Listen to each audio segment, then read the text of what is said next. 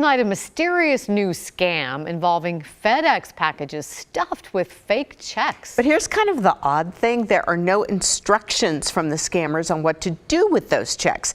We heard about this when a KGW viewer called Kyle. And Kyle, you looked into it, so what'd you find out? Typically in a counterfeit check scam, we find that the recipient is told to cash a fake check and then forward on the proceeds. But in this case, they can't. Their name isn't on the check, and there are no instructions.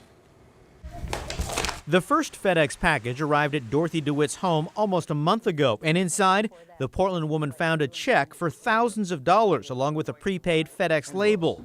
Both the check and label had a stranger's name and address on it somewhere back east.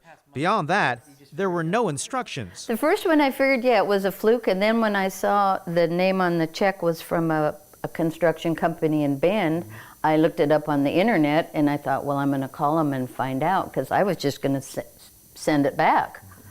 And they said, no, it was a scam. Days later, there was another FedEx delivery. Same thing. It contained a fraudulent check and FedEx label. Then another one came. And another one after that. And another one after that. And another one after that. And another one after that. 4 packages arrived in all, each made out to someone different every time. Never heard of these names before. Dorothy doesn't know who's sending her these packages or why, but it's clearly not a mix-up. It appears that somebody is using your company name to issue fake checks. We called one of the companies listed on the fake check. How many phone calls have you gotten? They've received more than a dozen complaints from around the country about these mysterious packages with a check, but no instructions.